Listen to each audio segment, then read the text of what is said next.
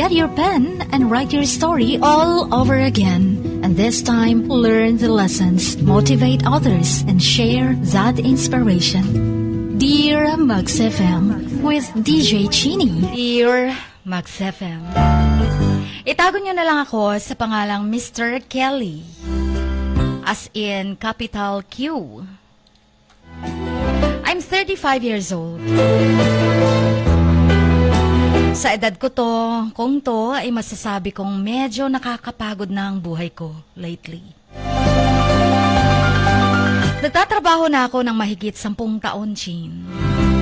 At parang kahapon lang, bagong graduate pa lang ako. Full of dreams and aspirations. Nakatira ako noon sa Cagayan de Oro. Nag-aaral ng kolehiyo habang nag-work part-time para matustusan ang pag-aaral ko. Pero masaya ang buhay ko noon. Maraming kaibigan, maraming experiences. After ng college, nagtrabaho ko sa isang malaking kumpanya bilang isang junior executive. Sabi ko sa sarili ko, ito na yung start ng magandang buhay ko. At tama naman, nagkaroon ako ng magandang career. Nakapag-travel, nakapag-ipon. Pero habang tumatagal, napansin ko nang nagbabago ang takbo ng buhay ko. Naging busy na ako sa trabaho, wala nang time para sa pamilya, wala nang time para sa mga kaibigan.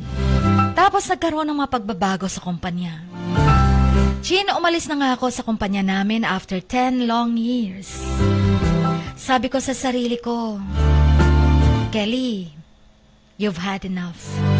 Hindi ko na kayang tiisin yung mga bagong empleyado, Chin, na puro negative vibes lang ang daladala. Toxic, alam mo yun. Yung tipong kahit anong gawin mo, mali pa rin.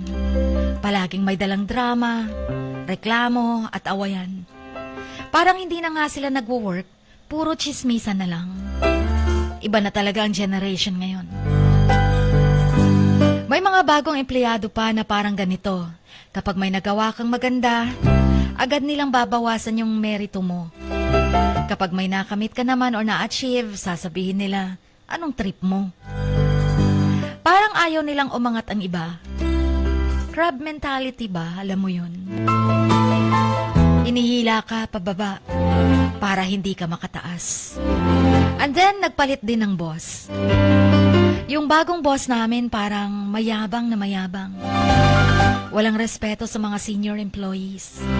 Kahit 10 taon na kami sa kumpanya, feeling ko hindi niya kami kinikilala. Palaging may pinapanigan. Yung mga paborito niya, sila lang ang laging tama.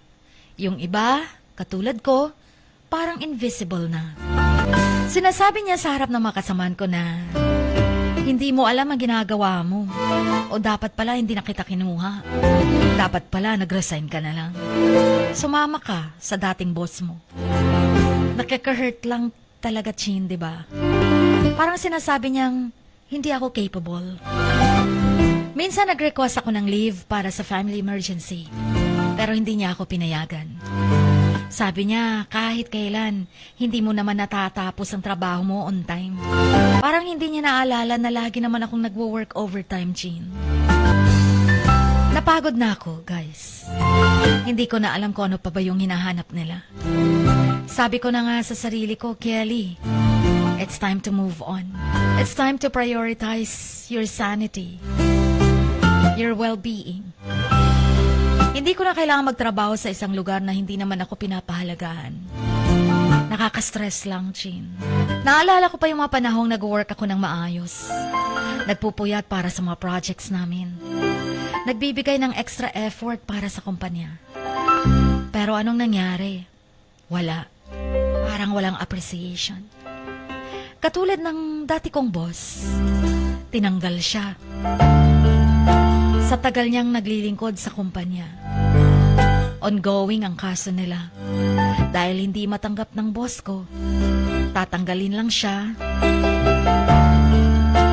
nang walang sapat na dahilan. Dahil lang sa isang maling akala. False accusation. Sana nung pag-alis niya, umalis na lang din ako. finally, nakapag-decide na rin ako. I decided to take a leap of faith. Kaya nag-submit na ako ng resignation letter ko. Feeling ko nakahinga na ako ng maluwag. Finally, malaya na ako sa gulong ito. Sabi ko, hindi ko na kailangan magpanggap na masaya ako sa work.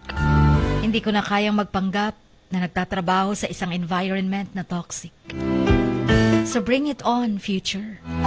Sabi ko, I'm ready for whatever comes next, Jean. Wala lang, napasulat lang ako. Gusto ko lang ipahayag ang nararamdaman ko tungkol sa trabaho ko. Ngayong nag-decide na akong kumawala, good luck na lang sa bagong chapter ng buhay ko. Pagdasal nyo na lang ako. #new chapter, goodbye toxic job. Yan ang gusto kong sabihin sa boss ko.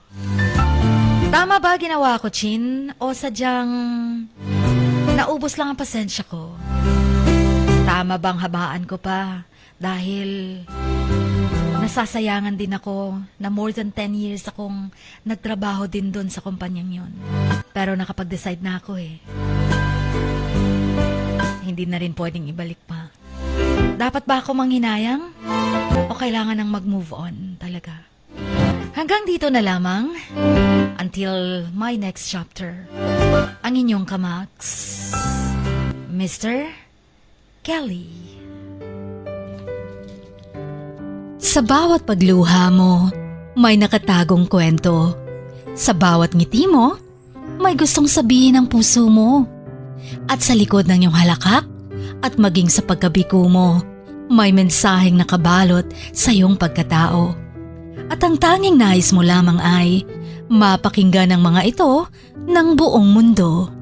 Dear Max FM with DJ Chini. Life has got all those twists and turns. Stand up for what you believe in. What lies behind you and what lies in front of you pales in comparison to what lies inside of you. Dear Max FM with DJ Chini. Sabi nga nila, ang pagsusulat kapag masyado mong diniinan hanggang sa susunod na pahina ay nagmamarka. Katulad ng pagmamahal, kapag masyado mong ibinigay ang lahat, yung sakit na gawa ng nakaraan, dala pa rin hanggang kasalukuyan. Dear Max FM, you own your story and you are the author of your own book of life. Don't let others write your script, but let others hear your story and make them inspired.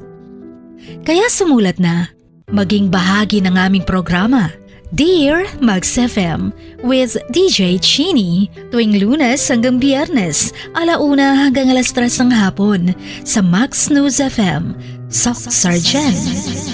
Love, life, and lessons from the past, only at Dear Max FM with DJ Chini.